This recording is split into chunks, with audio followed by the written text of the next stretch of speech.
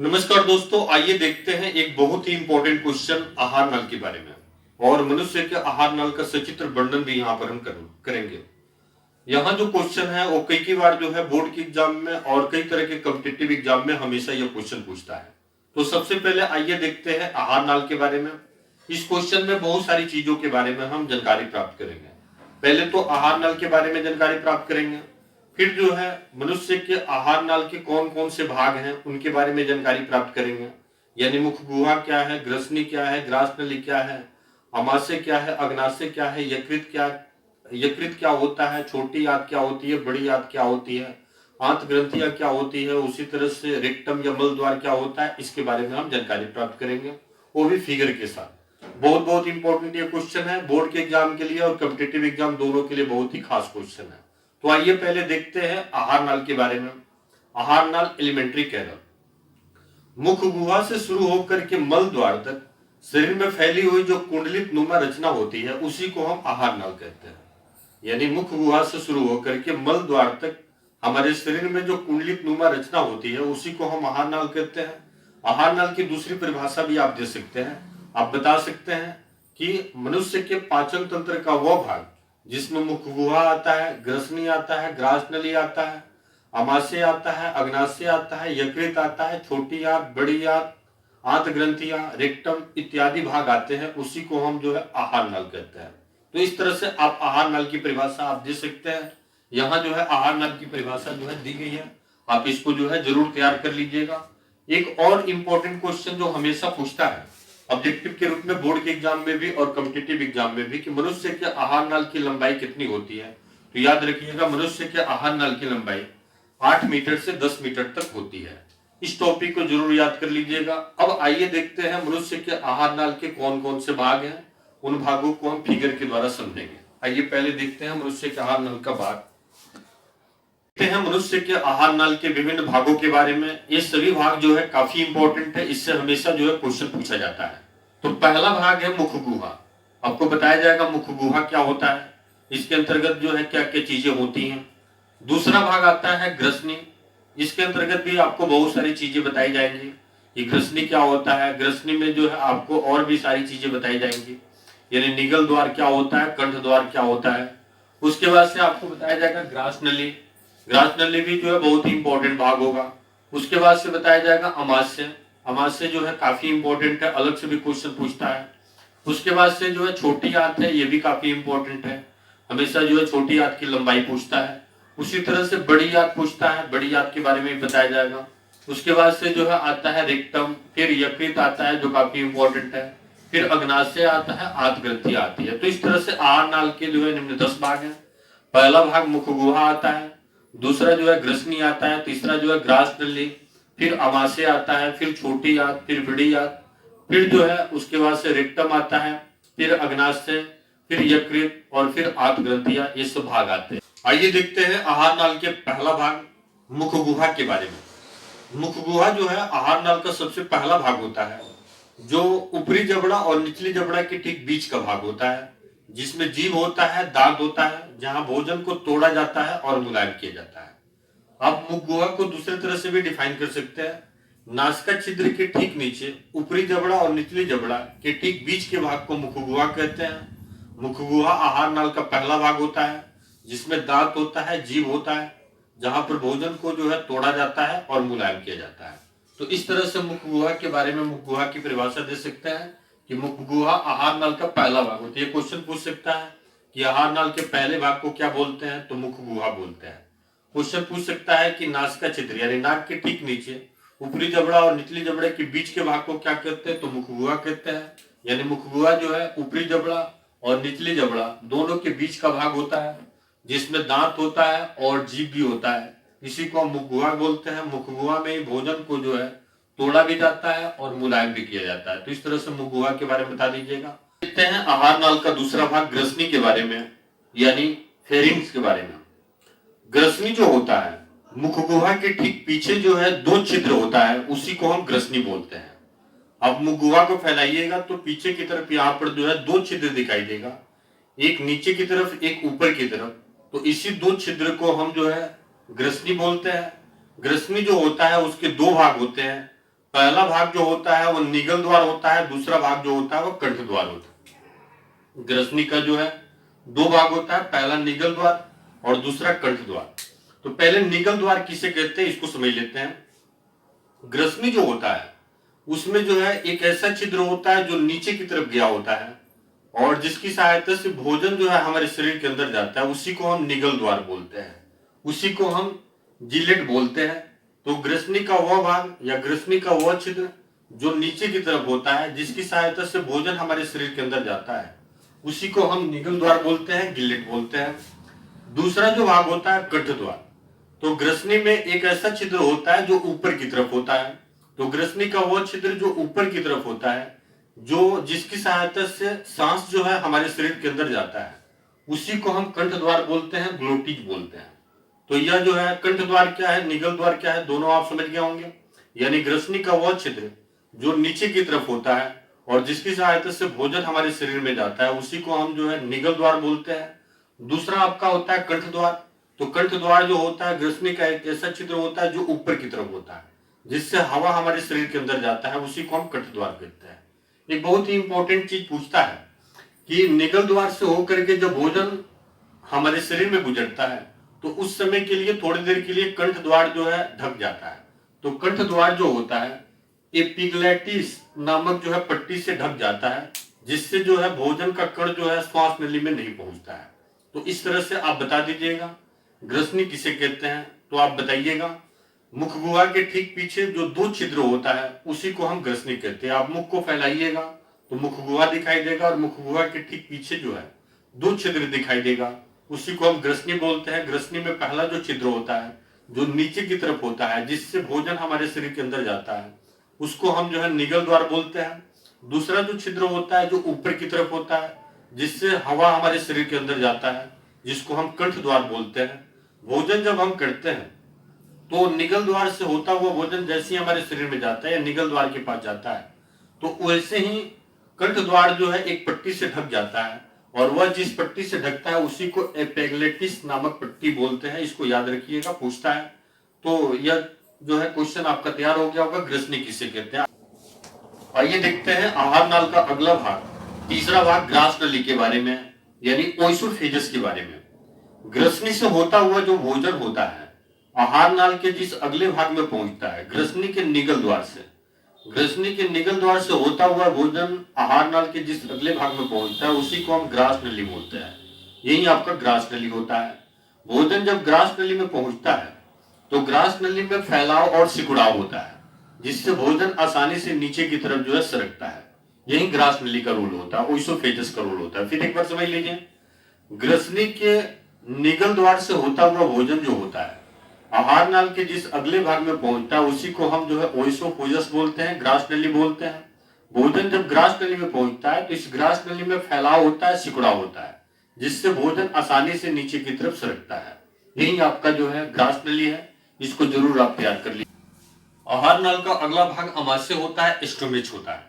इसमें जो है होता यह है कि ग्रास नली से होता हुआ भोजन जो है आहार नाल के जिस अगले भाग में पहुंचता है, उसी को अमाशय बोलते हैं, स्टोमेच बोलते हैं। अमाशय से संबंधित बहुत सारे जो है इंपॉर्टेंट जो है स्टेटमेंट है, जरूर इसको याद रखिएगा। अमाशय जो होता है एक चौड़ी थैलीनुमा रचना होता है। भोजन जो है इसी थैलीनुमा रचना में आकर के इकट्ठा हो जाता है, यानी ग्रास नली से होता हुआ भोजन जो है अमाशय में ही आकर के इकट्ठा होता है। अमाशय की जो दीवार होती है उसके ऊपर जो है अमाशय ग्रंथि होता है, जिसको जठर ग्रंथि भी बोलते हैं। तो इसी अमाशय ग्रंथि या जठर ग्रंथि जो होता है, इसी से एक जो है अमाशय रस निकलता है, जिसको जठर रस बोलते हैं, और इसी रस से जो है भोजन का पाचन होता है। अमाशय में ही भोजन का पाचन होता है, इसको याद रखिएगा।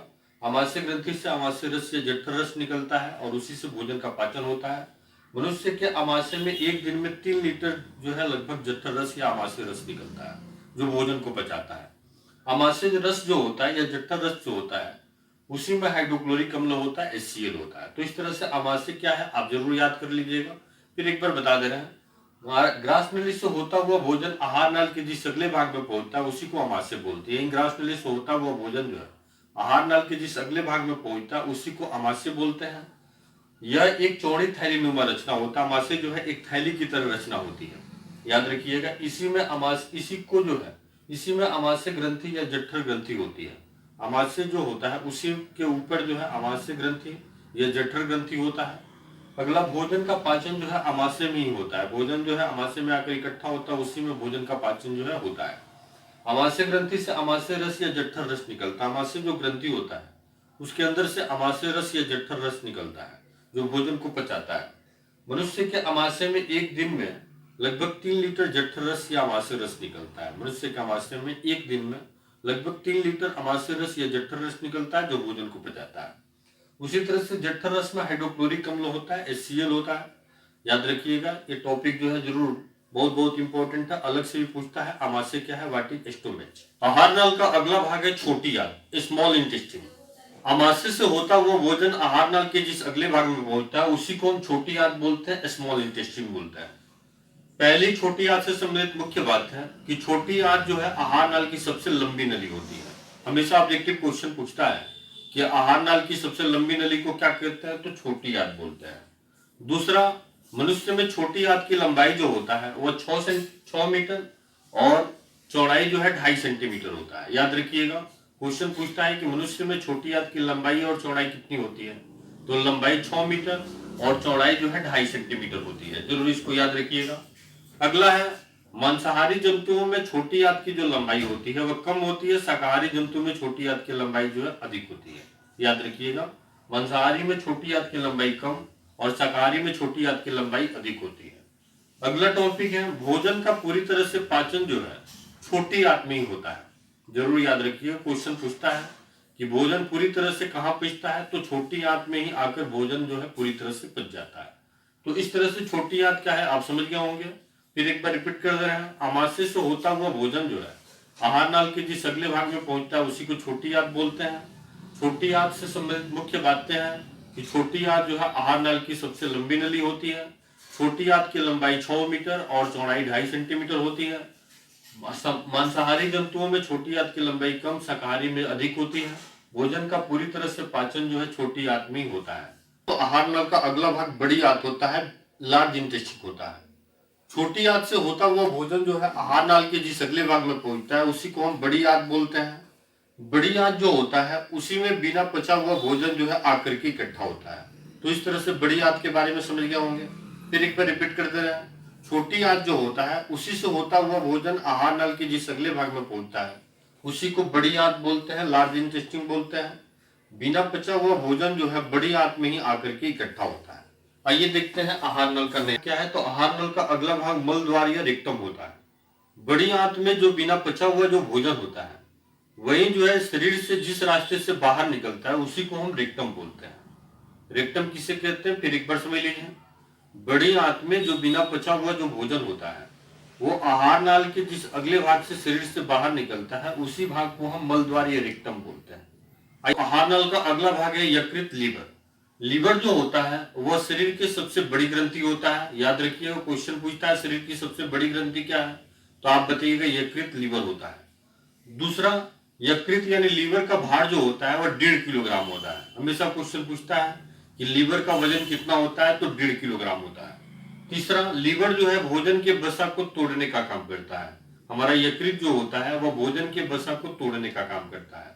फिर एक बार समझ लीजिए यकृत क्या है। तो यकृत जो होता है आहार नाल की सबसे बड़ी ग्रंथि होती है।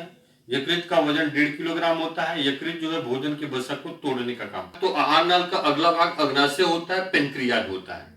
अमाशय के ठीक नीचे एक पीले रंग की ग्रंथि होती है जिस ग्रंथि को हम अग्नाशय बोलते हैं, पेनक्रियाज बोलते हैं। अग्नाशय से अग्नाशय रस निकलता है जो भोजन को पचाता है। अग्नाशय रस में ट्रिप्सिन, एमाइलेज, लाइपेज और न्यूक्लिपेज नामक एंजाइम होता है जो भोजन को पचाता है। फिर एक बार अग्नाशय के बारे में समझ लीजिए। अमाशय के ठीक नीचे एक पीले रंग की ग्रंथि होती है जिसको अग्नाशय बोलते हैं। अग्नाशय से अग्नाशय रस निकलता है जो भोजन को पचाता है। अग्नाशय में कई प्रकार का एंजाइम होता है जैसे ट्रिप्सिन, एमाइलेज, लाइपेज और न्यूक्लिपेज नामक एंजाइम होता है जो भोजन को पचाने का काम करता है। यह आहार नल का अंतिम भाग है आंत ग्रंथियां। छोटी आंत की दीवार में कई तरह की ग्रंथियां होती है, उसी ग्रंथि को हम आंत ग्रंथि कहते हैं। आंत ग्रंथियां जो होती हैं उनसे आंत रस निकलता है और वही रस जो है भोजन को पचाने का काम करता है। आइए फिर एक बार देख लेते हैं आंत ग्रंथियां क्या है। छोटी जो आंत होती है, उसी आंत की दीवार में कई तरह की ग्रंथियां होती हैं।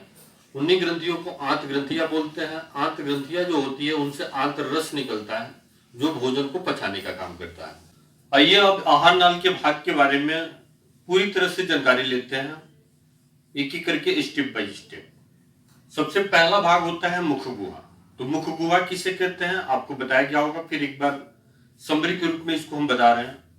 नासिका छिद्र यानी नाक जो होता है उसी के ठीक नीचे ऊपरी जबड़ा और निचली जबड़ा के बीच का जो भाग होता है उसी को मुख गुहा बोलते हैं, यानी मुख बोलते हैं।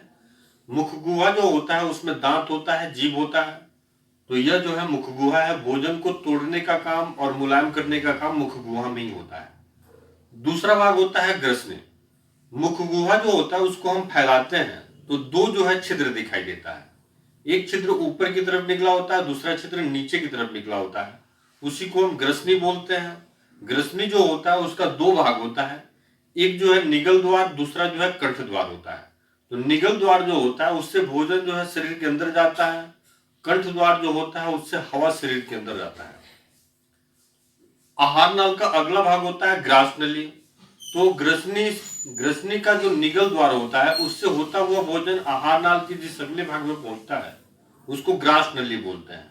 ग्रास नली में भोजन जैसे ही पहुंचता है वैसे ही जो है ग्रास नली में फैलाव और सिकुड़ाव होता है, जिससे भोजन नीचे की तरफ सरकता है। अब ग्रास नली से होता हुआ आहार नाल के जिस अगले भाग में भोजन पहुंचता है उसी को हम अमाशय बोलते हैं। अमाशय जो है, आप बताइएगा, ग्रास नली से होता हुआ भोजन आहार नाल के जिस अगले भाग में पहुंचता है उसको अमाशय बोलते हैं। अमाशय जो है एक थैली नुमा रचना होती है, भोजन जो है अमाशय में ही आकर के इकट्ठा होता है। अमाशय की दीवार के ऊपर अमाशय ग्रंथि होता है जिसको जठर ग्रंथि कहते हैं। उसी ग्रंथि से अमाशय रस या जठर रस निकलता है जो भोजन को पचाने का काम करता है। मनुष्य के शरीर में एक दिन में 3 लीटर जो है अमाशय रस या जठर रस निकलता है। अमाशय रस में हाइड्रोक्लोरिक अम्ल होता है। इस तरह से अमाशय रस के बारे में बता दीजिएगा। फिर अमाशय रस से होता हुआ भोजन आहार नाल के जिस अगले भाग में पहुंचता है उसको हम छोटी आंत कहते हैं, स्मॉल इंटेस्टाइन। छोटी आंत जो होता है आहार नाल की सबसे लंबी नली होती है। छोटी आंत की लंबाई जो होता है वह 6 मीटर और चौड़ाई जो है 2.5 सेंटीमीटर होता है। छोटी आंत में ही भोजन का पूरी तरह से पाचन होता है। छोटी आंत के बाद से बड़ी आंत आता है। तो छोटी आंत से होता हुआ भोजन आहार नाल के जिस अगले भाग में पहुंचता है उसको बड़ी आंत कहते हैं। बड़ी आंत जो होता है उसमें जो है बिना पचा हुआ भोजन जो है आकर के इकट्ठा होता है। बड़ी आंत के बाद से होता है मल द्वार या रेक्टम। तो बिना पचा हुआ भोजन बड़ी आंत की सहायता से या बड़ी आंत के द्वारा बड़ी आंत से आहार नल के जिस अगले भाग में पहुंचता है उसी को रेक्टम बोलते हैं। रेक्टम के माध्यम से ही, मल द्वार के माध्यम से ही बिना पचा हुआ भोजन जो है शरीर से बाहर निकलता है। रेक्टम के बाद से आता है यकृत, लीवर। यह शरीर की सबसे बड़ी ग्रंथि होती है। यकृत का वजन जो है 1.5 किलोग्राम होता है। यकृत जो है भोजन के वसा को तोड़ने का काम करता है। यकृत के बाद से अगला आता है अग्नाशय। तो अमाशय के ठीक नीचे पीले रंग की ग्रंथि होती है जिसको अग्नाशय बोलते हैं। अग्नाशय से अग्नाशय रस निकलता है जो भोजन को पचाने का काम करता है। अग्नाशय में कई तरह के एंजाइम भी पाए जाते हैं, उसको बताया गया है। अग्नाशय के बाद से आता है आंत ग्रंथि। तो आंत ग्रंथि आप बताइएगा, छोटी आंत जो होता है उसी की दीवारों में कई तरह की ग्रंथियां होती है जिसको आंत ग्रंथि कहते हैं। आंत ग्रंथि से कई तरह का रस निकलता है जो भोजन को पचाने का काम करता है। तो इस तरह से आहार नाल के विभिन्न भागों के बारे में आप समझ गए होंगे। फिर एक बार आहार नाल के विभिन्न भागों के बारे में आपको बता रहे हैं। पहला भाग होता है मुख गुहा। नासिका छिद्र यानी नाक के ठीक नीचे ऊपरी जबड़ा और निचली जबड़ा के ठीक बीच का जो भाग होता है उसी भाग को हम मुख गुहा बोलते हैं। मुख गुहा में दांत होता है, जीभ होता है जो भोजन को तोड़ने और मुलायम करने का काम करता है। मुख गुहा के बाद से अगला भाग आता है ग्रसनी। तो मुख गुहा से होता हुआ भोजन आहार नाल के जिस अगले भाग में पहुंचता है उसी को ग्रसनी बोलते हैं। ग्रसनी जो होता है उसमें 2 छिद्र होता है। मुख गुहा को फैलाइएगा तो ग्रसनी दिखाई देगा, 2 छिद्र दिखाई देगा।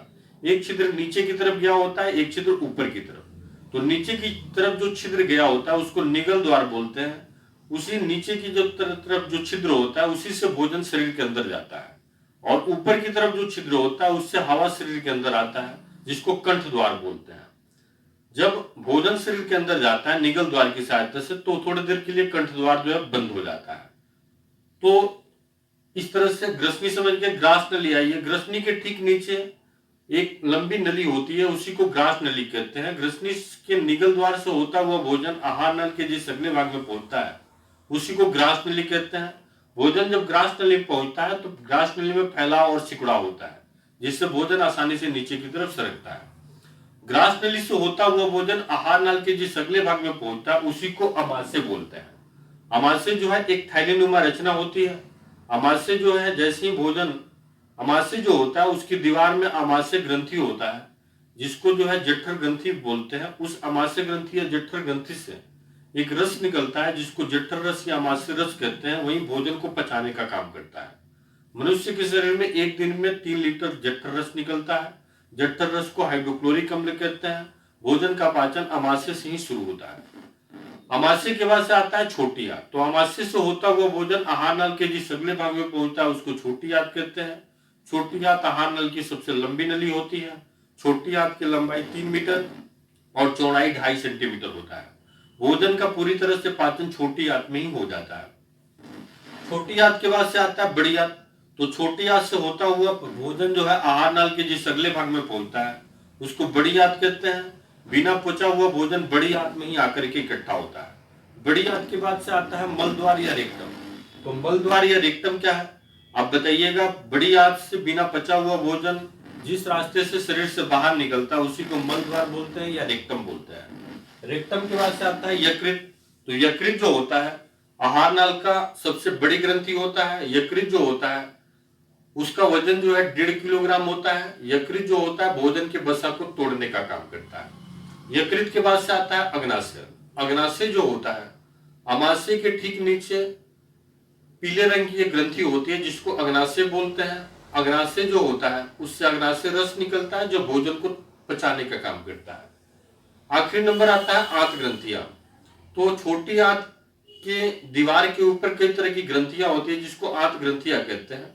आंत ग्रंथियों से आंत रस निकलता है जो भोजन को पचाने का काम करता है।